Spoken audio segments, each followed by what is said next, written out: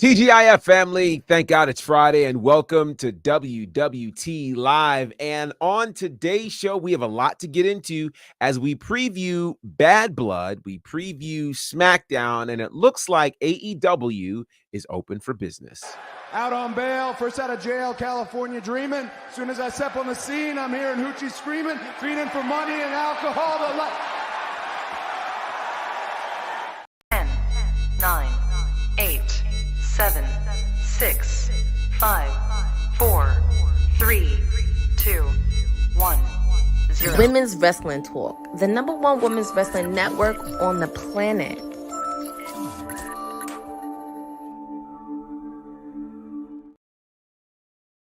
TGIF, everybody, happy Friday, and welcome to another edition of WWT Live as part of Women's Wrestling Talk, the #1 women's wrestling network on the planet. I am the guy they call the Professor, Teflon G, GB, just call me Gerard, and that's fine with me because we've got a jam-packed show. We've got a lot to talk about, everything from the 5-year anniversary to the 27-year anniversary of Hell in a Cell. We'll get into all of it. But I am not alone. No, I am not alone. The councilman is with us. Councilman Farrow, how are you, sir? Have no fear. Your councilman is here, and he is glad to be on WWT. How are you today, Professor? I'm good. I'm tired, but I'm good. I'm good. How about you?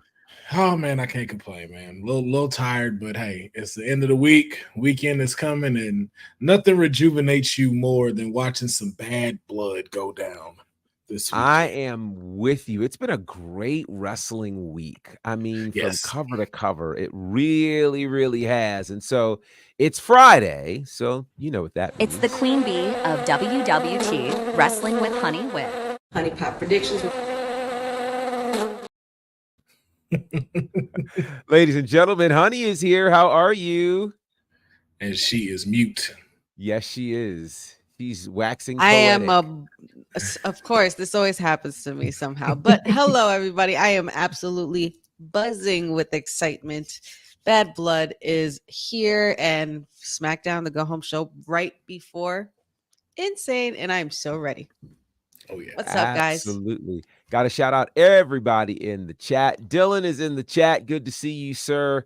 Zach Minger, happy National Cinnamon Roll Day. I actually do believe that is a real day today. No, seriously, that's one of the many days that are randomly celebrated. So yeah, we should probably find a way to celebrate. Jeffrey, good to see you. Councilman Sparrow, sir, that's funny. Welcome aboard Tribal Polo 37. Good to have you with us. Special Little Nobody's in the house. Good to see you. Yes, and they love the Queen's intro. Indeed, all kinds of fun. All right, so there's lots to get into. We will certainly talk about all things Smackdown. We will talk about all things Bad Blood. But first, we have to go back to this Wednesday night, and it's kind of funny because, you know, there's a certain someone we expect to be here anytime we talk about anything elite, but the show must go on. And one of the big surprises that came out of the 5-year anniversary was the guy who is the president of the complaint department for all things MVP. We saw the arrival of Shelton Benjamin, and there's a lot of rumors going around about what all of this could mean, including the talk that this man has apparently signed. Now, again, we've not heard an official announcement from AEW as of yet, but there is talk that Bobby Lashley has signed. Shelton Benjamin is there. So here's a simple question. Is AEW really open for business? Honey, what do you think? Well, considering the moves that MVP has been making lately, I can't help but wonder that business could possibly be picking up. I like the momentum that they're keeping with this story. Can't wait to see where it leads to, if this is actually what is to be, that, you know, Bobby Lashley with AEW. Even the interaction with Monet, I found very, very interesting. Yeah. I mean, as far as what kind of business they want to do, I'm not sure, but it looks like the roster has a problem coming their way. It could be interesting, Councilman. One of the things that's been happening in AEW, when of course MVP showed up last week, he showed up talking to Prince Nana about potentially acquiring the services of one former AEW World Champion, Swerve Strickland. So, do you think we have a space in the coming weeks where we have Shelton Benjamin, Bobby Lashley, and Swerve as part of the new Hurt Business or the Hurt Syndicate? What are your thoughts? Oh, you don't think it's going to happen? Stay away from Swerve. Here's the only reason why I say that. Because then what does Bobby do? These are two, you just now added two alpha dogs in one group. I don't see Bobby going, yes, we're going to make Swerve AEW champion, when he knows that belt can get wrapped around him. So eventually these two are going to have to clash with one another rather than y'all partnering up. But I even agree to Courtney's case of maybe having some others that are already there be a part of the Hurt Business. But if Bobby is signed and he's open for business, that's your forefront right there. Because even coming here, it reminds me of his TNA days.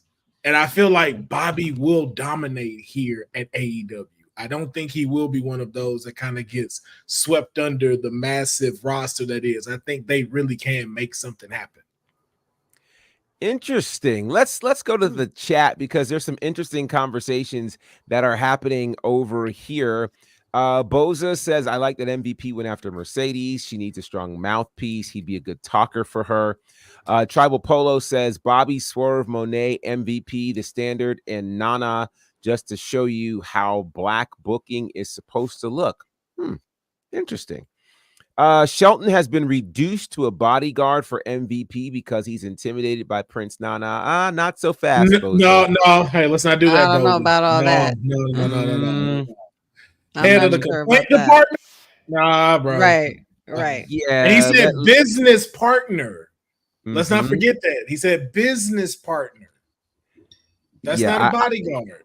I want to be real careful that we don't misinterpret one's introduction for who they really are. So there's that. Let's see. The Hurt Syndicate will be in full swing. If Swerve is in this new Hurt Syndicate, then Nana goes bye-bye. Well, probably bye-bye from Swerve if it does go down like that. But meanwhile, Jeffrey says, please stay away from Swerve. So this is an interesting conundrum here. Honey, do you think that Swerve fares better with this potential new Hurt Syndicate or remaining on his own?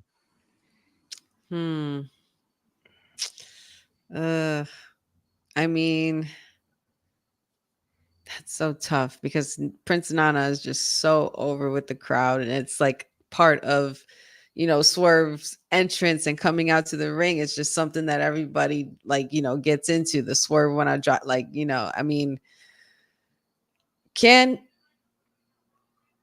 I think he can fare well on his own. I absolutely think he can. I think he has a lot of potential there to actually grow solo, without his without a manager or a valet or his own particular wise man, in this case, Prince Nana. But I think Swerve does have that capability. It would be very interesting to see him join this Hurt Syndicate that is forming, though. I think that would take a pretty cool turn. Yeah, I think this gets interesting. And before I share my thoughts, let me ask this question, and Councilman, certainly you can weigh in. Has Prince Nana really added to Swerve? Yes, because in where the seriousness is Swerve, the balance come in with Nana being able to get over on the crowd. So they found a good symmetry with one another because now you have everyone excited to see him. Even just look at the intro. Who are you looking at the entertainment wise? This. this has the crowd pumping up for you. How does Swerve walk out? Swerve walk out like he don't want to be there. Like just be and that's it. So now you take the Nana effect away. It's just that, like, who's telling us to do this? Because I don't see Swerve having us do this for himself. So I think it's a great balance of, like you said, wise man and tribal chief with Nana and Swerve. It's become a perfect combination. And the fact that he does it when he's during the match. That was something I noticed too. Nana still throws out whose house? Swerve's house. I've never seen anyone do that, manager-wise. I've never seen it. And again, I'm not saying that it hasn't. I just can't think of any time that I've seen like, wow, besides the clap like this and stuff, them actually doing the chant and getting them started, it's don't mix them together. Don't please. MVP stay away. So it's interesting though, because is Nana more of a hype man than a wise man? I would say more hype man for me. But to be fair, I don't watch AEW like that. So I haven't really seen his backstage interviews of him talking, being on the mic and stuff as much. So don't fully take mine on that one. I can tell you that outside of the dance and the whose house, Swerve's house, that's about all we get. Okay. Yeah. Well, then I'll stick. Honey, is he more of a hype man than a wise man? Yeah, it would have to be a hype man. Excuse me. Yeah, definitely a hype man. So I think this is interesting. There's a part of me that feels like the next evolution for Swerve is MVP and this Hurt Syndicate. Now, it's interesting because I know for those who want Swerve to go on his own, I can't quite tell if Swerve doesn't like being on his own or if others feel like he's better with a group, because everywhere he's been with a group. If you go back to what he did in NXT with Hit Row, to when he came over to AEW, first he was by himself for a little bit, then he hooked up with Keith Lee, then he got the Mogul Embassy together, which felt like a band of misfit toys, and then they put a couple of groups together. He's always been connected to a group. Interestingly enough, he's always been the leader of a group, but no one in the group has ever been as strong as him. So I wonder how well he could benefit from the veteran nature of both Shelton Benjamin and MVP and Bobby Lashley. To me, I think there's a great case for Swerve being a part of this Hurt Syndicate and then having some real protection when you're dealing with the highly unhinged Hangman Page. Because think about it. MVP would not have put Swerve's new house in front of the whole world to see, knowing that you have a Hangman ready to burn it down. Right. But the hype man said, hey, this is what we did, told the whole world, and it didn't last a day. So we'll see. But I gotta ask though, Professor, because you're mentioning MVP, you're mentioning Sheldon. Yes. But you're not mentioning the big other equation in this Hurt Syndicate. Bobby. Does Bobby take a back seat to Swerve? Well, here's the thing. Here's what I think. I think, the goal of this will obviously be to have them dripping in gold, much like what we saw in WWE, where you had a world champion, you had tag team champions, and at one point you even had a U.S. champion. I think as long as these guys are in gold, we're in a winning space. And the beautiful part about AEW is there are 15 million opportunities for you to wear gold. So between the TNT championship, the international championship, the continental championship, you have enough championships where they don't have to touch the world title. Yeah, that's right. Trios too. The trios title, so that there doesn't have to be that fight over who's the world champion, to the point where maybe they're not talking about the world title until we get to Continental Classic, which is just in a couple of months. So there's some opportunities, interestingly enough. And so this is interesting right here. Remember the hype man for Bobby Lashley, Lio Rush. Yeah, and remember Lio Rush in AEW right now, which I think any potential collision or interaction between Lio Rush and Bobby Lashley could get very interesting. I so would this is love all, to see that. Yeah, this is interesting stuff for AEW. But again, congratulations. If indeed, and I say if because we always like to wait to see him on our televisions before we say that he is officially All Elite. So speaking of All Elite, of course, this past Wednesday night was the 5-year anniversary for Dynamite. And honestly, this was a pay-per-view worthy kind of card. From Ospreay and Ricochet to start, to Danielson and Okada to end. There was a lot that happened on this show. Now, of course, and I know Cousin Ron didn't want us to talk about the numbers, but the numbers are in. And this week's show pulled in 680,000 viewers, which is actually, if you can imagine this, down from the week before where they did Grand Slam. And right on cue. That was a hot week, though. That was a hot week. Yeah, it was. WWT resident AEW expert Courtney NJ11. Oh, like perfect time. Yeah. Timing.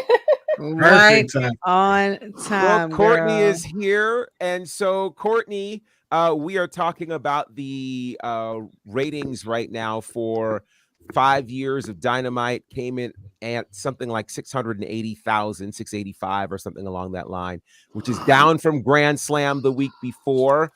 So let me ask you this, Courtney. How do you interpret these numbers when in comparison to the opening episode of Dynamite, it was somewhere close to 1 million viewers at 5 years ago? It's interesting because looking at the 5-year span, and also because it kicked off really nice with Ricochet and Will Ospreay, and I think because a lot of it had to deal with because there was just so much that was messy all over the place with booking wise, and not to mention they're getting ready for Wrestle Dream next Saturday, so they kind of have to add some matches into that card. That was kind of a bit of a stretch. I will say I enjoyed the main event, even though it was a little bit of an overrun, way of an overrun. It was a very solid main event. And I think also because everybody, the week before, everybody was so excited to see Nigel and Bryan Danielson. And that was kind of a match that built up a bit. I know there was a little bit of history with Danielson and Okada, but I think it should have been built up a little bit sooner than later, considering before that they were 1-1 apiece, and also they've had history with each other. So I think that should have built like a little bit of a promo. I know everybody was focusing on Will Ospreay and Ricochet, but it would have been nice to at least include that in as well. Interesting. Honey, what are your thoughts on and how are you interpreting these ratings for AEW Dynamite on their 5-year anniversary? You said that their numbers were down from the previous event that they had.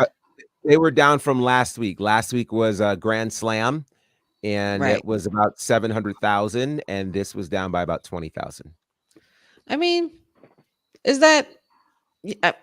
I get, and of course, I'm not going to sit here and say ratings don't matter because they definitely do.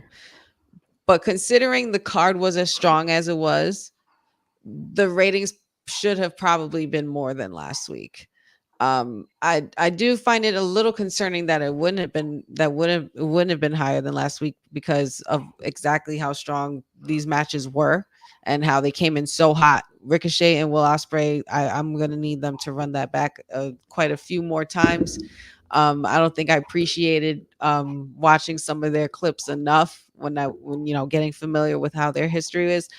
So there's still a lot of story to build there, but I'm actually kind of concerned. Well, not really concerned, but I'm really surprised that the ratings weren't higher than last week. So it's, I mean, maybe that's something that they're worried about. Maybe it's something that they're not, and they're just going to keep moving on to the next thing, for Wrestle Dream.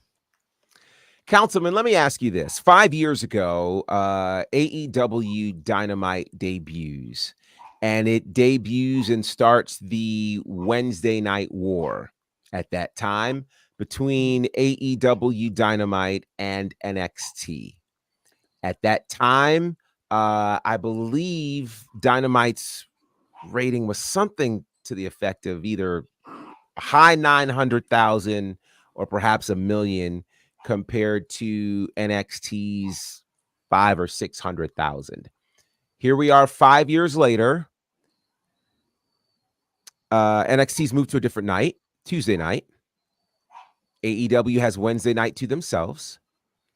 And if this were head-to-head, and we'll be head-to-head next Tuesday, but NXT pulls 895, Dynamite pulls 685. What do you make of that? Not gonna shit on AEW. I know this is my perfect time to keep. That's not what I'm asking you to do. I'm literally asking how you interpret that. You know what it is, though? If I'm being honest, I don't think it's nothing on their part. I really just think like, yo, we get a lot of wrestling throughout the week. And I feel like burnout can definitely be a thing. Because like the previous week before, like if you think about it, Monday, Tuesday, Wednesday, probably even Thursday, Friday, all fire wrestling shows. Even on Saturday, it was just like, yo, it was bad. And so it was just like fatigue can set in when it comes to that. And I think it's just maybe that was something that could have happened right here. Because I'm gonna be honest, I didn't care about it. It was their 5th anniversary at all. Like, I still don't think Will and Ricochet should have been on this card. That is, it's the same thing. Like when people are like, Julia's gonna beat Roxy. Why do you want to see that so quickly? Especially after what we saw in the first 5 minutes. It's like Honey has said since we've been in the Hunter era, you got to let this thing cook up a little bit. Cook. But I just think fatigue set in. Strangely enough, you may have just said the real answer without saying the real answer. And and I don't think it's fatigue. I think, fans of the sport are fans of the sport. And there's enough of a diverse presentation being presented such that you're not required to watch AEW and NXT and Raw and Smackdown and Dynamite and Collision and TNA. That is not the expectation. I think 5 years ago, it was clear that people were looking for an alternative. And so they ran and flocked to AEW. I think the real question is, how is AEW Dynamite different today than it was 5 years ago? And how is NXT different today than it was 5 years ago? If we think about NXT 5 years ago, we're coming basically out of the black and gold era. We still have, some Undisputed Era. We still have Velveteen Dream. We still have a few things of that nature. NXT then went through a real change as they went to NXT 2.0. Everybody was impacted by the pandemic, but in the process, NXT was able to build new stars, create the kind of stories that made you care, and to what both you, Councilman, and Honey have said, the process of cooking, when you want that good meal, it's got to go in the oven. And it can't be in the oven for 5 minutes. Sometimes you got to season that bad boy. Thanksgiving is coming next month. You got to season that turkey the night before, maybe even, a couple days before. Let the seasonings sit in there. And then you go and you get into the oven and you let that bad boy cook. And I fear, and kind of here's the proof. So to what Courtney said, AEW did not do a good job of preparing the people for a game-changing match like Danielson and Okada. You bookended this show with 2 matches that should be on pay-per-view. That's the first thing. Mm-hmm. Secondly, is the assumption that if I tell people 2 days in advance that Bryan Danielson is battling Kazuchika Okada, title for title, with the Continental title on the line for the first 20 minutes, that is enough to bring the people in. I think, it's the equivalent of, us going on social media 2 hours before the show and saying, we got a special guest showing up, and not telling people a week in advance. Mm-hmm. So you saying they're a TV dinner? AEW is a TV dinner. That's it's hot around the sides, but it's cold in the center. I didn't say that. What I am saying is, and to your other point, Councilman, about people being burned out, when the story is good, we don't get burned out. This is true. That is when true. The story you're right. Is good, you're right. We don't get there. I believe, for those who are Grey's Anatomy fans, I believe this is season 17 or season 18 of Grey's Anatomy. Like We're that. going into season 26 of SVU. People ain't tired of a good story. Olivia Benson gonna always have a job. This is what I'm saying. You know what I mean? So I think, and I'm saying this very very lovingly, because you will never hear me say AEW should close its doors. I don't believe that. I just believe, especially now, and I don't know if I said this Wednesday or where I said this, but it hits different when people pay you more. Hold on. It hits different when people pay you more. Mm-hmm. Okay. And I imagine most of us around, sitting around the table and in the chat have gotten paid, right? And you've gotten a raise. Mm-hmm. When you get a raise or you get a promotion, I trust that you feel the pressure like, yo, I better perform. Like, I need to get this done because they're paying me more. I hope you don't say, oh, they're paying me more, let me do less. So in my mind, with AEW getting basically 4 to 5 times the amount of money they were previously getting, like, you got to figure out a way to deliver such that people want to watch. And here's where I think ratings are important, because they say what the demand is. There are certain things that you can watch later, right? You can watch later because you don't feel like I got to catch it. But if it's something that's super hot, I need to catch it live. Are we creating the kind of demand that says we need to catch this live? Right. And I fear that that's not what's happening. Yeah. Courtney, can I ask you, because maybe yeah. So for instance, like before Friday, for SmackDown and Raw, we always see the general managers pop on with a special announcement. Mm-hmm. Does any of them do that at AEW? I'm trying to think. Tony does every now and then. I haven't seen much of Christopher Daniels done it. I haven't even seen the Young Bucks, considering they're the EVPs, considering they haven't even showed up and made a lot of orders. So it's like kind of going back and forth a bit. And I think that's the problem, is like consistency. Because I know there have been reports of Tony making a special announcement, and usually he'll make it like a few minutes before the start of Dynamite. But other than that, I mean, I haven't seen much. And usually Christopher Daniels, they usually post it on social, or he did make an announcement on Rampage instead of the main show Dynamite. So that's also a little bit. Hold that thought of Rampage. Stop it, don't judge. So take a pic and take a photograph. No paper, just a Philly for the ride slot. Peace, see you later. What's next? I know you love the way it's going down. What's next? I know you love the way it's going down. What's next? I know you love the way it's going down. What's next? I know you love the way it's going down. watching you as this video played is hilarious. I won't tell them what happened in the comments, but watching you as that play was hilarious. Said, good to see you, sir. I What's up, apologize. everybody?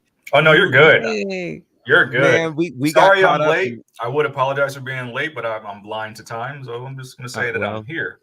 You're here. What are your thoughts Well- on these ratings from AEW and what all of this means? You know, it's funny that we're talking about this. I didn't see this on the rundown sheet, but I saw a tweet earlier today. When you're looking at 5 years of Dynamite and all the big names that are out there, this tweet was pretty much alluding to that Tony doesn't have many more big money matches he can just give away.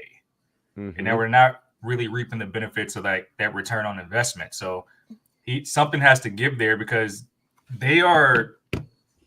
It's funny how we looked at like years ago when there was probably some joy with beating NXT when it was in that transition, but like now NXT is like really up there.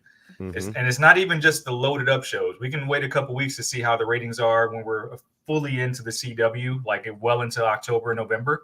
And if nothing changes, that says a lot, because you're putting out a lot of money for superstars, but it seems like programming hasn't caught up to speed. So they have the new deal, things like that. Hopefully that helps. But I think it boils down to, like you said, storylines, letting things cook more. Like years ago when they first became a thing, people were just eager to see something new.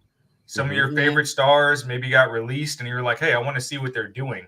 And also we were in the pandemic, so there's not much options outside of entertainment. Mm-hmm. So it seems like maybe they didn't learn from that transition. And of course you're going to have your hardcore fans, but what the WWE is really good at is really trying to get the gaze of the non-traditional fan. Mm-hmm. And I feel like that's what AEW has tried to do more of. If you look at some of their crossovers and things like that, but still trying to appease the hardcore fan with the type of program they have. So they got to kind of find that balance. Yeah, it's going to be an interesting journey. I think they have to be able to show why these companies would continue to pay $180 million a year. Like, that's a massive paycheck. Yeah. So I hope that they figure it out. With more money, they've got, opportunity to hire the right people, to bring on the right people to tell these stories, because it is clear. I mean, Danielson Okada, this match has been on 2 different pay-per-views, Forbidden Door and Wrestle Kingdom. And we got it on Dynamite for 2. And be clear, those pay-per-view matches were not for championships. Nope. And we put 2 titles on the line. They didn't promote it. I've always wondered how AEW would have fared off if it really pushed their originals more, and they didn't have the other people come into the company get shot straight to the top. They need to. I wonder, though, I don't know if that's the issue as much as it is what story have you been telling with them? Well, I say that to say that I don't think we would eyeball like anybody. I don't think we would look at the ratings so much if it was just predicated on building up those characters as opposed to somebody who made a name somewhere else. Yeah, but also too how he's shooting it. He's shooting it like it's pro wrestling, like it's a sport. So because you're doing that, you're taking out a lot of the elements that make wrestling this great thing. Like, you're like, hey, I don't really want to make it into this soap opera anymore. I want it to be like you're watching Wednesday Night Football. And it's like, okay, so you're putting together a spectacle of sport between all these matches, but you keep forgetting, like, hey, it takes you to give us a story to get us into these people, not because of just what their name is and their in-ring ability. Like, that is great to see, but you're like cutting out the big piece that gets us as fans prepared who are not sitting there. Like, even for the NBA, like, y'all, they still pump up and get us ready for the NBA finals. NBA like, they get recently. Yeah. Like, they get us prepared for it. And I think you raise a great point. Every sport talks about the story. Every sport. That's why we've got all of these pre-shows, and that's why Sports Center still exists, and you got all of these offshoot talk shows on sports, because it's all talking about the story. What's the story? That's what allows us to go, "Ooh, I really want it." It's never, people don't watch the NBA just to see, okay, how many points are they going to get? Who's going to dunk on who? No, the question is, hey, will LeBron James win his X number of championships? Right? What's going to happen with him and his son on the same team? Right? It's the stories that get us interested in tuning in. And that's what all sports are doing. So I think if AEW is not spending more time doing that, they're missing not just what wrestling is doing, but what sports are doing. And I think they end up hurting themselves in the long You run. better lean into this last season of Inside the NBA really hard. Mm-hmm. Really hard if they can. Mm-hmm. This is going to be interesting. Yep. All right. So one other piece of news from AEW, and this one is kind of sad. So Taz was attacked on Wednesday night. We don't know who attacked him, but whoever attacked him caused him to be hurt enough to go into he had to go to the hospital. Ultimately got flown back home, and then he tweeted out today he's going to be gone for a while, as he is going to be having knee replacement surgery. If you've been following Taz at all, you know that he has had problems with his knees for quite some time. He has actually talked about that on air and the like, and so our best wishes to Taz. Not sure when he will be back, because in his words, he is having total knee replacement surgery. So I don't know if that's for both knees, just one, or what, but we'll be thinking about Taz. All right, with that said, we want to get you connected to go get some merch. Hey, yo, you. Yeah, you that's watching this. You sitting on the couch staring at the screen, not knowing what you want to do, like this is an online college. Are you tired of wearing shirts that make you look like an extra stuck in catering?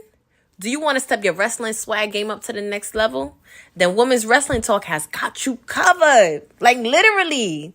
Are you for life in pink or black and white? Or maybe you're the EST and people need to respect you accordingly.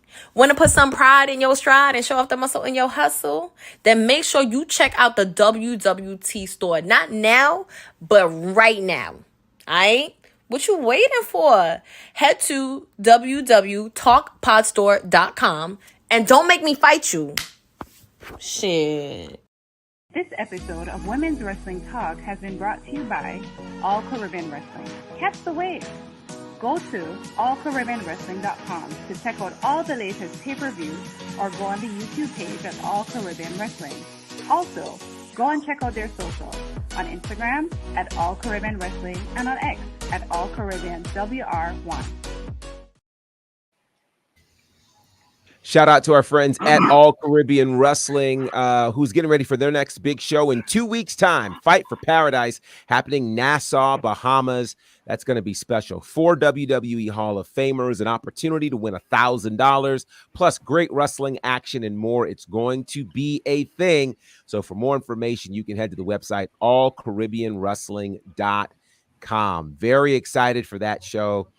Can't wait for you guys to hear all the cool things happening with All Caribbean Wrestling. Switching gears, this is going to be fun. We're getting ready for Bad Blood this weekend, and Cody Rhodes, man, it's just the difference.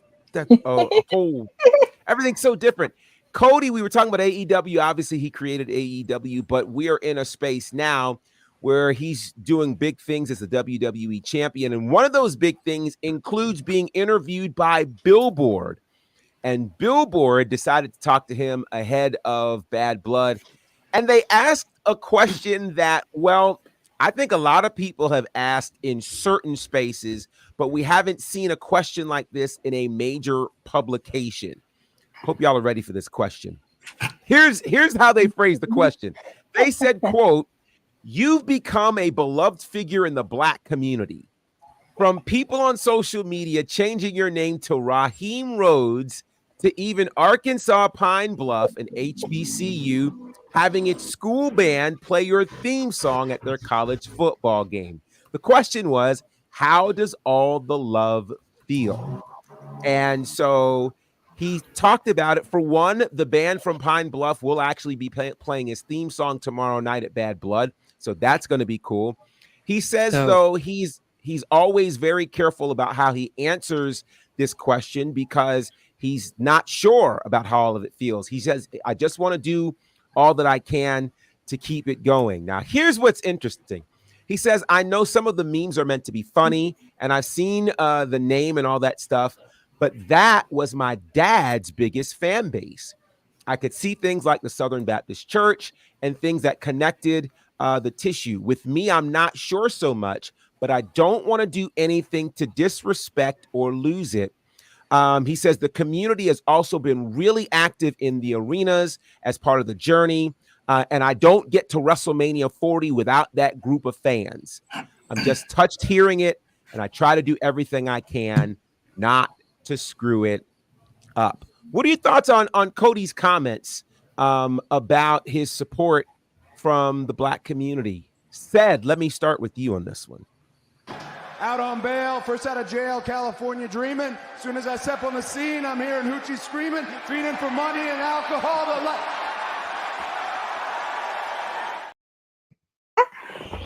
You see, he lost me right there. That's where he lost me. One, I don't like California love, but two, that was bad. That was bad. But I ain't never called him Raheem. I see the memes on it. That's a new one for me. But I think it's funny, and I think it's good that he's safely not leaning into it, but like he knows. But it's also something that's like, I think it's funny that a major publication did this because it's like can almost at times be super overblown. Like super overblown. I don't know if it's that deep. I mean, it's cool.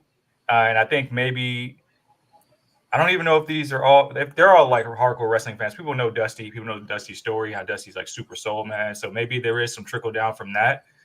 But I think it's just like if you followed Cody Rhodes and you liked all the other iterations of Cody, you would naturally like him now. But some of those nicknames, I just don't know. Honey, what are your thoughts on the response there from Cody Rhodes? Listen, Cody in a lot of people's minds, especially them Cody crybabies, can do no wrong. And the fact that he's aware and he acknowledges, the love that he gets from the Black community it's very telling how aware he is and how much he observes and accepts, what he receives. But it's just I felt like I could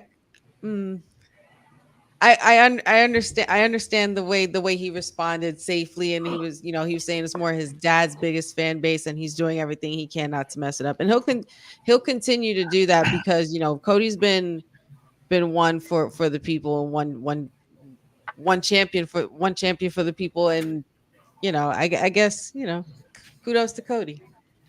Cry babies. That was an interesting answer, honey. Courtney, let me get your spin on this because I know you operate in PR quite a bit. What were your thoughts about this response from Cody? Well, I actually got a chance to glimpse at the article, so I was a little bit nervous considering Billboard was interviewing him, and I was very nervous it was gonna blow out of proportion, and if somebody was going to take like a hot take of a quote or whatever, and it was going to blow up on social. I was very nervous about that, but I think whoever interviewed him hopefully was a fan of wrestling and knew about his father and the history that he had with the Black community. That was also a plus, and also he had self-awareness, which that was so important to have, because him being careful on what to say and how to act, and he's not trying to force himself to do it. He's just being humble about it and also embracing that instead of just forcing it. He's embracing it and also really giving kudos to him, his fan base, and being humble when he meets the fans. So I give kudos to Cody on that. So kudos to him. He's doing his thing and also having that self-awareness in him. I had to verify that the journalist that asked the question was a black man, so I did confirm. I want to fact check. Okay. That doesn't always happen. Yeah. Okay. Yeah. Councilman, any thoughts on this? Yeah, since we all tiptoeing around the answer and stuff like that, giving these nice little political answers and stuff like that. Y'all know what it is. Don't act like Cody ain't got no black card. Don't act like ain't somebody that handed this to him. Y'all already know what's up. Y'all know who his wife is. Y'all see how he been acting. He's relatable. Every person can attach to this man's story. That's why the whole finish the story was so great. Everybody has that. You touched on the one thing almost all black men got an issue with. They fathers. So you already touching on that. You already hitting that spirit. It's like, yo, I feel where you're coming from. So you're becoming relatable. You're starting. The thing is, I don't even think he should sit fully on the Dusty Rhodes thing of that being his. I just think that it's both of yours. And it also goes back to what y'all talked about too with the Vince McMahon thing. If Dusty had been the guy instead of Hogan, this wouldn't even really have to be a question because all of this would be here. So I just think because of the way he carries himself, I think the way he answered it is why they have so much stock in him, and they pulled the card that they did to have him the story. He knows how to answer these questions right. He knows not how to duck and dodge, and also knows how to make sure he keeps the sponsors happy. We saw that in his post shows when they kept trying to throw the stuff about Vince McMahon at him. He knows how to play this game, and they've trusted in the right person. But yes, Cody is always welcome to the barbecue. Just don't rap. Just And I think we can be okay with that because, you know, as rhythmically inclined as we are, not all of us clap on the 2 and 4.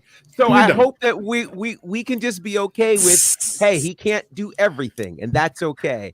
But I will say this, though. I think Cody Rhodes is a masterclass in terms of how to handle mainstream media.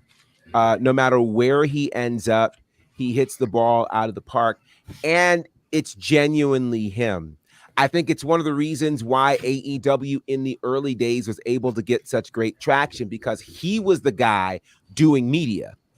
He was the guy answering questions. He was the guy who, ended up in these big spaces.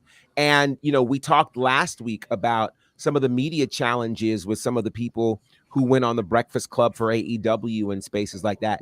You have to know that these mainstream spaces are going to ask these kinds of questions because it's what the people want to know, and most people might not have enough ears to the ground to be able to ask a question like that and make it make sense.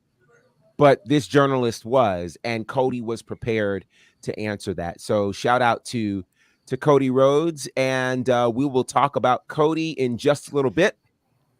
But from one man who is a pillar in the community to another who is just a flat-out pillar everywhere he goes, Obafemi, the current NXT North American champion, is knocking on the door of history today.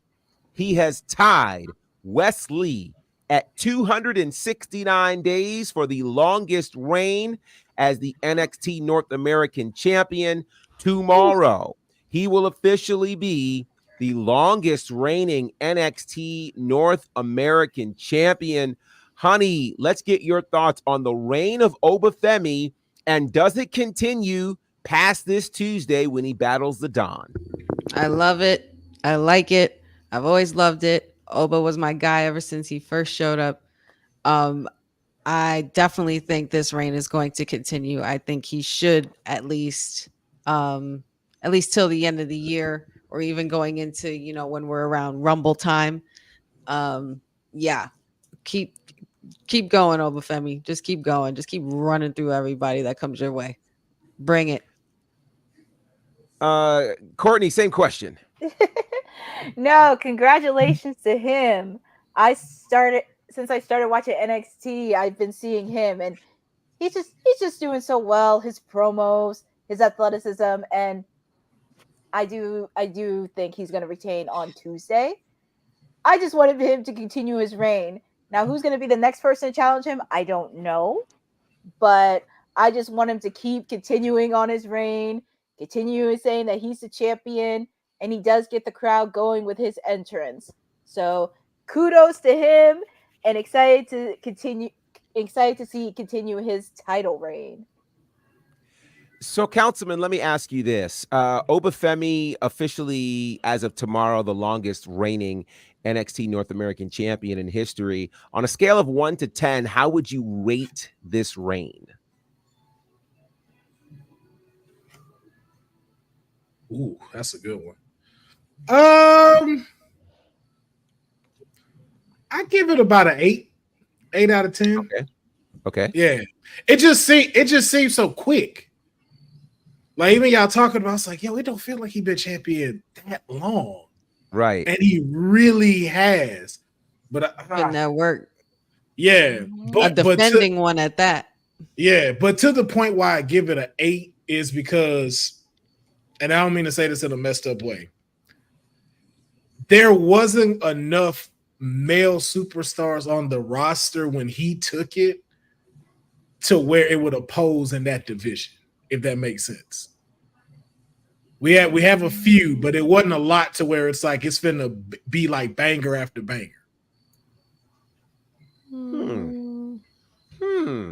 As compared to like an Adam Cole when he was North American champion.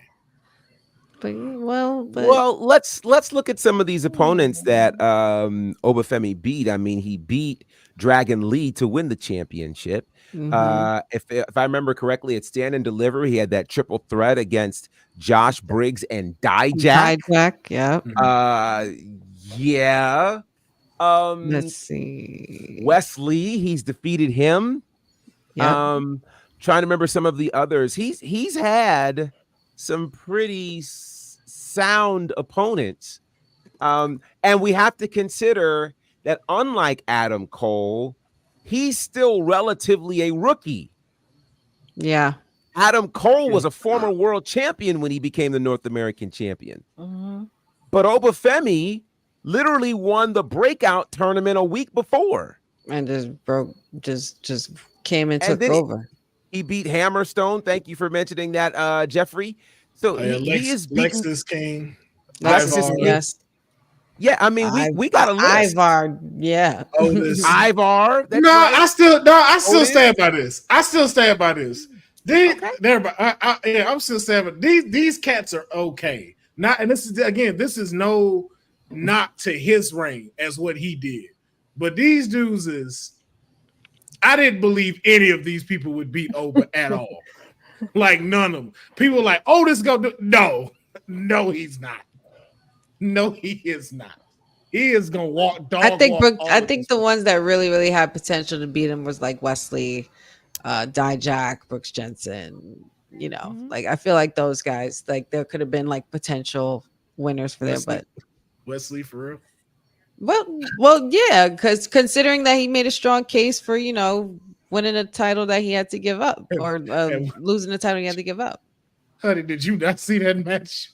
Wesley was in of course I did. And then you remember what my vote was. I was still voting for Oba. I'm just saying there still could have been a possible chance where they booked it differently. But Sean still did the right thing either way. I say this now. Wes, don't you ever step in the ring with him again.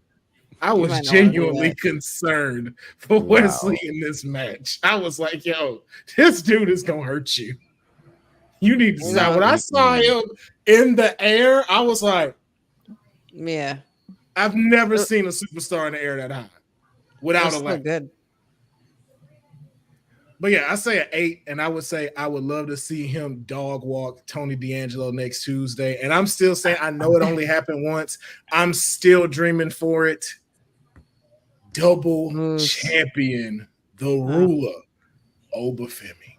NXT champion, NXT North American champion, and accepting all comers. Come take these titles from me. That would be insane. Wow. Said, how would you rank this title reign for Obafemi? It's hearing the names, and I know it doesn't sound as spectacular, but they're all very good in-ring performers. So it's 10 out of 10 just because of the style points that he's doing it with. It's not like he's inching out victories. He's absolutely dominating the people in the ring with him. Big or small, fast or slow, it doesn't matter. 1 versus 1, triple threats, it don't matter. Style points. He's embarrassing people. This is a good problem to have, and this is honestly why he's been stuck in this division for so long, because of the style points. You can't put Oba in the ring with Trick right now. You can't. You cannot. Yo. So for that standpoint alone, we better hope this title reign continues a very long time. If not, Oba gonna be in catering, because you can't do that. Like, so here's the part that I dislike. Is I think we know what happens on Tuesday. Now that he has the record, it's secured by a few days. I think he's going to drop. And I'm not saying that's the right decision, but I think it's the decision that they're making to give Tony D'Angelo the desperate character shift that he needs for like the 100th time. I don't think it's going to be clean. I think you're going to see whatever illegal Don tactics come out, cement bricks, whatever, that he just gets a pin somehow and becomes North American champion. But that will free Oba up, but pray to God they don't put that man in the ring with Trick. That's gonna piss me off if they do that to Oba that way. I mean, you saw what happened with Sammy and Gunther. Tragic. I just Sammy, because Tony D is no Sami Zayn. Personally, I think Tony D'Angelo, after all of his training, still needs to lose this match, so that if we're going to get a character shift, it's going to happen that way. It won't happen with him winning the championship. Him winning the championship is only going to cement, yes, I am the Don. This Don thing should have went away before NXT 2.0 went away. But so it has long extended past its welcome. So we'll see what happens. I'm for Oba all day, every day. Yes. With that said, all right, let's have this conversation. Yes. Let's wait on this conversation. We'll come back. Smackdown. Nah, he's smart for that one. Let's get this Smackdown going. Yeah, let's get the Smackdown tonight. Takes place from Music City, Nashville, Tennessee. It's going to be quite the card leading into Bad Blood. We're going to have a dumpster match between Michin and Chelsea Green. Then from there, the return of AJ Styles. That should be pretty special. Then Cody Rhodes and Roman Reigns will kind of have one last thing before they get ready to battle the Bloodline over at Bad Blood. And then this match, triple threat match, ladder match for the tag team championships. The champions, the Bloodline, a.k.a. the Gorillas of Destiny, take on DIY and the Street Profits. So let's start here. Who's walking out of here as the... Oh, Lord, I'm not doing that. Who's walking out of here as the tag team champions tonight? Courtney, we'll start with you. As much as I love DIY and the Street Profits, I have to go with Team New Bloodline retaining. Yes. As much as I love DIY and I would love for them to get it back, but let them keep cooking a bit, because I want to see something happen in the tag team division. But Team New Bloodline's going to retain. Okay. Said? First things first, I hate this Tama Tonga render so much. It's supposed to be a menacing face. It looks like he has gas. It does. It does. Look like I got a boo-boo. Oh my God. That is definitely, I got a boo-boo face. Wow. I'm gonna throw a shot in the dark, and I'm gonna say Street Profits take the win here. Only because I think that is gonna be the first, like, you want to call it, like, flaw in the armor of this new bloodline that leads into what happens tomorrow night. That allows them to try to regain that strength in that tag team match tomorrow night. So I think Street Profits get a win. I think they desperately need a win because they're kind of just floating around, have been for a while. Okay. Councilman, who's walking away? Profits up. Okay. Profits up. Yeah. I don't believe in long reigns anymore. After all of I've seen, I really see the celebration at the end of SmackDown. Street Profits holding them titles on the ladders and becoming the new tag champs. Honey. Contrary to what you see on my shirt, because I am and will forever be the sweetest honorary Oos, I am picking Timu Bloodline to retain. I love it. I love it for profits and DIY. I really do, but I just feel shenanigans for some reason. It's a ladder match, so anything can happen in this particular space. So it'll be interesting. Let's dig into this. Your prediction. This is going to be tough. I mean, there's definitely the case for the bloodline. I think it's unfortunate nobody has picked DIY in this one. And, when you start talking about ladder matches and this type of thing, this is their wheelhouse. I personally would love to see it for the Street Profits. I think they have been, they have been showing up. They have been doing battle. They've been doing what's been asked of them. I think it is definitely time. At this point, I feel like it is either win the tag team titles or go your separate ways.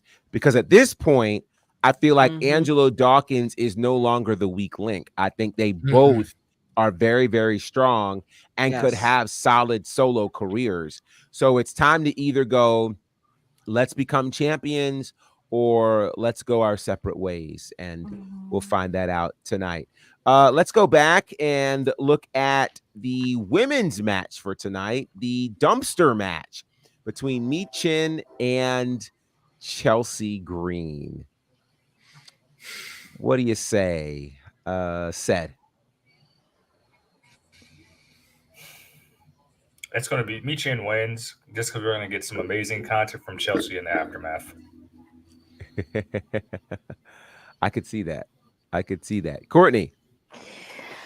I've been looking forward to watching this match.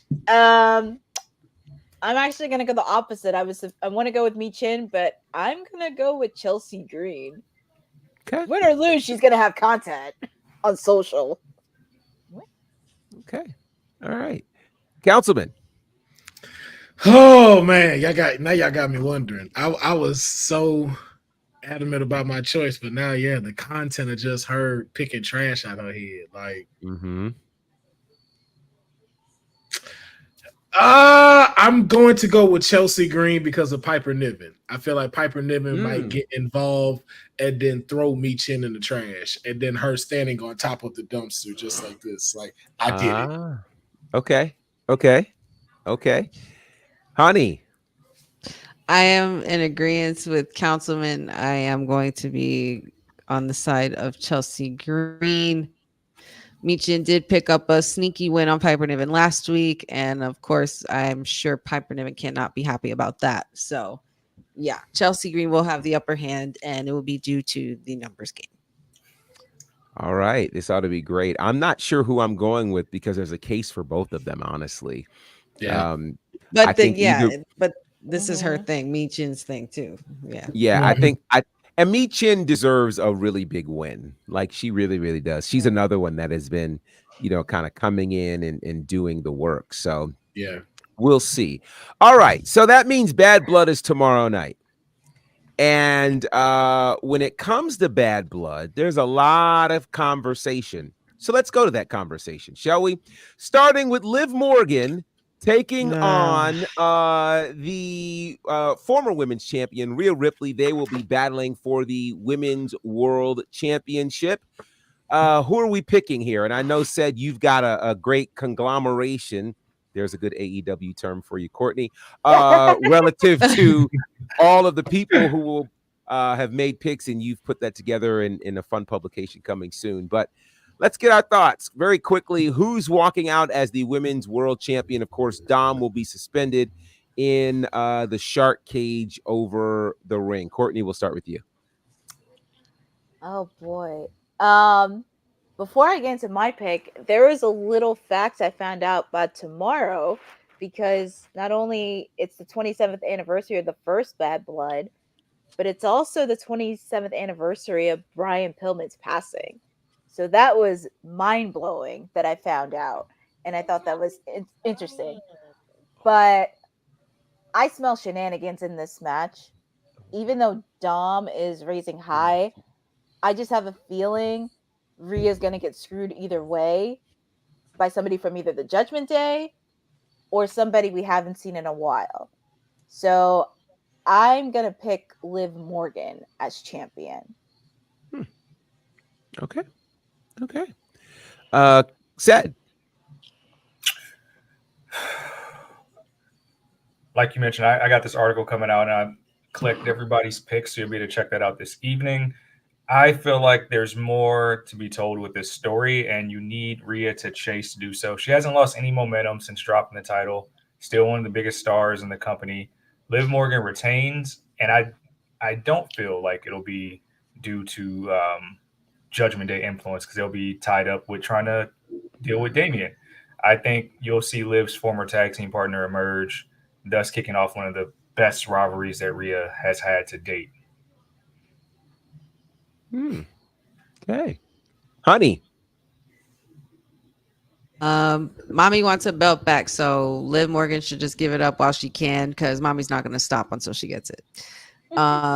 Regardless of the shenanigans, I think they'll try to pull something, but it's going to probably backfire because Mommy's a lot smarter than they are. Okay. Councilman.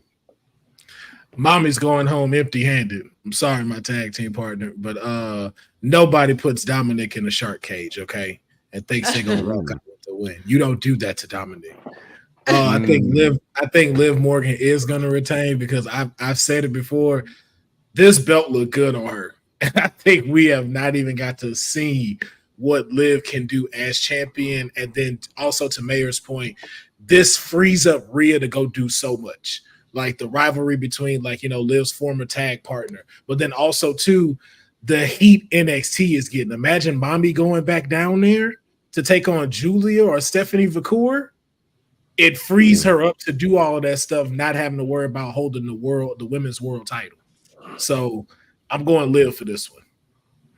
All right. I'll be going with Rhea for this one, and we'll see how it goes down. The other women's title match that's going to be there will be Nia Jax taking on Bayley. Courtney.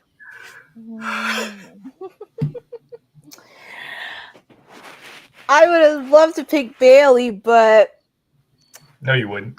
I know, but I gotta go with the queen. I gotta go with the queen on this one. But of course, we're gonna see Money in the Bank, Princess Tiffany. I'm pretty sure we're gonna see Princess Tiffany lurking around during the match, but I gotta go with the queen. I gotta go with the queen retaining. Okay, set. Did none of y'all pick Bayley DeGeneres? I'm gonna stop y'all right there. I'm gonna stop y'all right there. We can just go ahead and move along. I got the picks already. We crossed the board with Queen Nia, and we're gonna make sure we know that is the fourth best horsewoman. Oh, I didn't know Sasha Banks was back. I didn't know she signed with the WWE again. We will foreshadow that Miss Perez will be seeing Bayley on Tuesday nights pretty soon.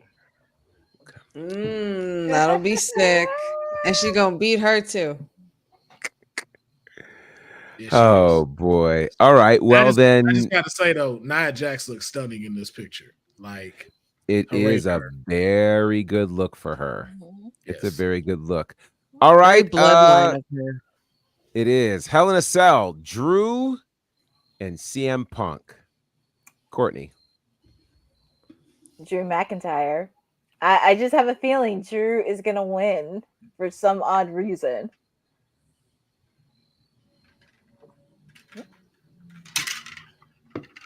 This is actually one of the matches that we were all pretty divided on as a crew. Me personally, I took CM Punk, alluding to the fact that to really think about how this rivalry started with just because of the injury, and it kind of caught lightning in the bottle from the Royal Rumble all the way back in January.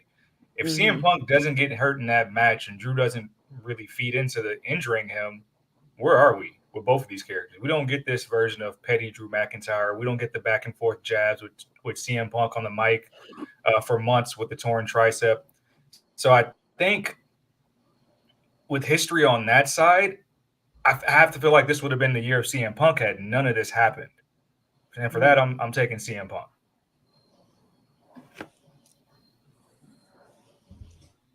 Yeah, I'm gonna have to agree. I'm going with CM Punk on this one. Obviously, the one who has the most experience inside Hell in the Cell. I feel like he could use a pretty good win, especially getting the momentum that he's getting, after dealing with Drew McIntyre for so long. I think this is pretty much going to be the cherry on top to their story and pretty much, capping it off for them too. Shout outs to Drew. He's definitely going to put up a hell of a fight. This match is definitely going to hurt. I heard that this match is also going to be opening the show. It's going to be absolutely crazy, but I'm looking forward to seeing CM Punk get his hand raised. I think you mute, Professor. Oh, you mute. Oh, sorry. Thank you for that. I'm sorry. Councilman. I'm going with CM Punk ass just so this thing can be over. I'm tired of this round. Move on. I literally was waiting the whole show just for that. Yeah. Let's get this done. Let's CM Punk win. Move on to something else. Like, go annoy someone else. And Drew, get back to the World Heavyweight Championship. Hilarious. All right. Damian Priest, Finn Balor, Courtney. This is going to be a really good match. And I've been looking forward to this match for weeks since Damian Priest got screwed. But I got to go with my guy, Finn Balor. Finn, they're going to deliver, but I just got to go with Finn Balor. And I think for him, this is kind of for him to continue a little bit more of momentum. And also with this win, it could really support him out in storyline wise in the long run. So I'm taking my guy Balor. Said. Finn about to let y'all know y'all must have forgot. Ain't no sidekick. Ain't no sidekick. Finn wins this, and I'm leaning towards some type of interference, but I really don't think he needs it. I think he gets this clean, and Damian continues to chase. Okay, honey. Absolutely, Finn Balor, 100%. Nobody spills more bad blood than a demon. Okay, I'll tell you guys that right now. And also, Also, I think that it's time for Finn Balor to drop the tag team titles and start going back to what's really on the agenda and winning that big one. But either way, I feel like this is definitely going to be another cherry on top to their story. But Finn Balor is definitely going to come up the winner on this one. No shenanigans involved. He absolutely doesn't need it. We know this guy is a main event player and he can go toe to toe with anyone. Being that he's wrestled all over the world, so Damian Priest got his hands full. I love Damian Priest. I'm all for Damian Priest, but Finn Balor today. Councilman. Dang. Well, you thought this would be a full agreement with this team. No, sir. But Damian finna show y'all why they chose him to be champion, not Finn. That's what's we finna see. We finna see Finn catch South from heaven so he can be done with this and move forward. I think Finn still got some time in the tag team division. And just to be honest, I'm not sure. You can correct me if I'm wrong, but Finn got a lot of work to do to get back to world heavyweight status, in my opinion. He has it there, yes, sure, but like I've seen so much happen to where it's just like I don't necessarily have that belief in you no more like that, especially after the whole Seth Rollins loss for a couple of times. So I would love to see him dominate the tag team championships with JD McDonough and continue to grow the Judgment Day. So like you say, he started becoming that leader, honey, that we were mentioning about. And then it's like, oh, okay, I can see him now taking on Gunther and getting this championship because I've seen him fight Gunther and he lost. Those are all Damian Priest's fault, though. Is it? Is it though? We're not gonna listen. No, I'm gonna say Damien for the win because of time wise. he doesn't. He doesn't watch this business. This business watches him. Okay. Well, what do you think, Professor? I'm going with Finn on this one. And also, Professor, did you pick? What was the previous match? You picked Punk. Yeah, I picked Punk. You picked Punk. Okay, I don't know if you picked Punk. Or Yeah, I picked Punk. Let's see. So this leads us to the main event. The Bloodline. Jacob Fatu and Solo Sikoa against Cody Rhodes and Roman Reigns. Who wins? That's the question. Not what happens after the match. Not what happened. Who wins? Courtney.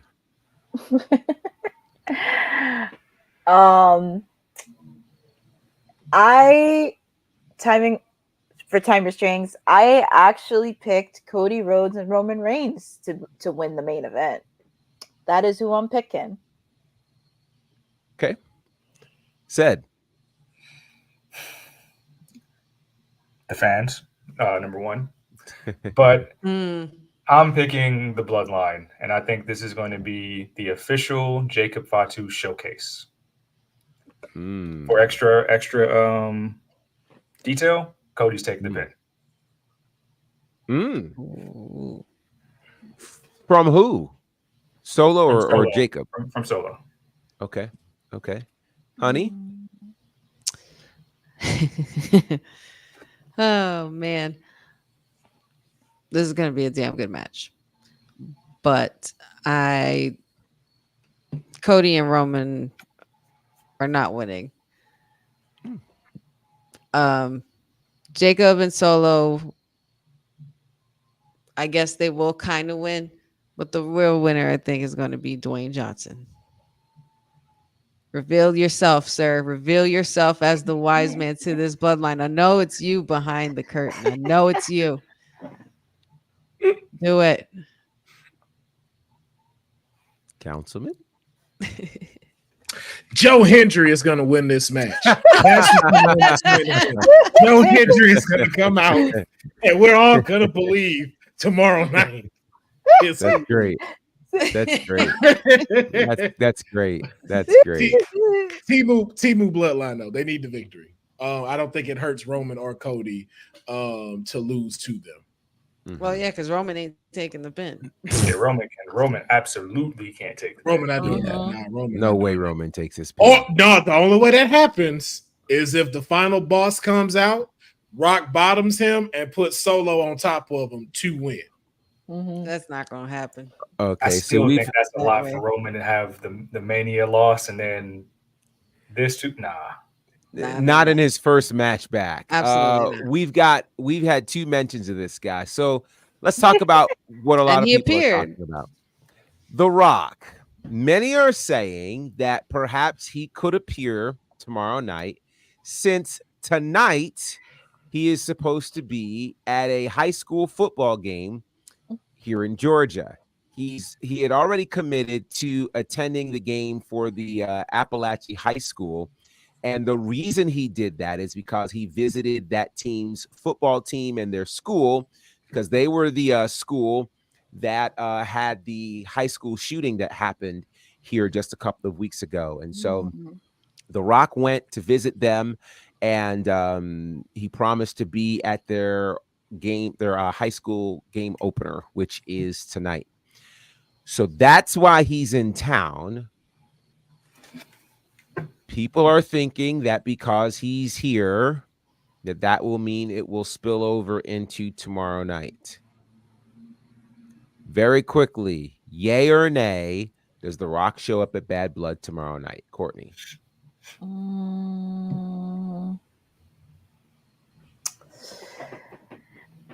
It's really interesting because it's like I want to say yes, but at the same time I want to say no. And I like surprises. But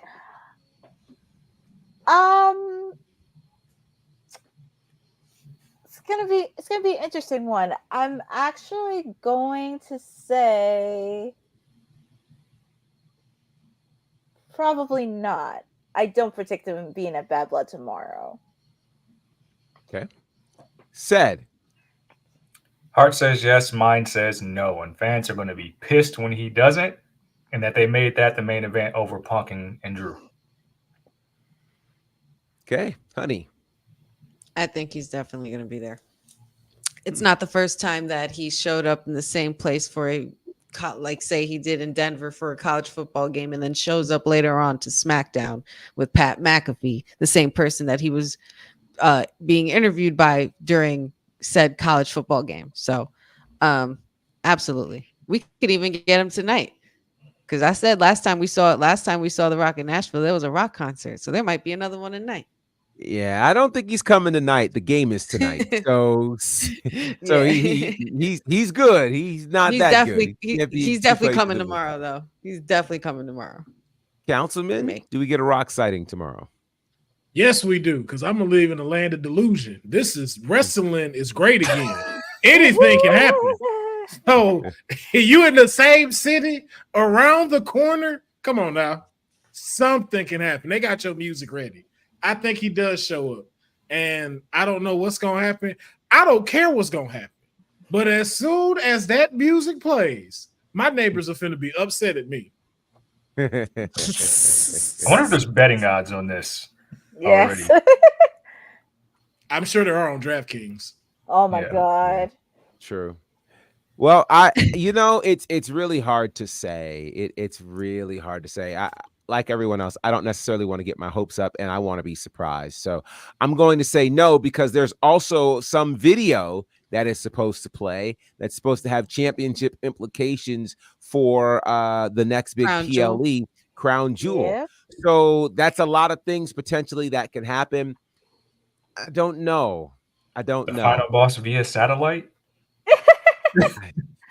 I mean, maybe that's the video. I don't know. But given the movie qualities of these videos that we've been getting from WWE, anything could happen. I think we're gonna get that final boss activate again. I don't know why. I feel like that's coming back.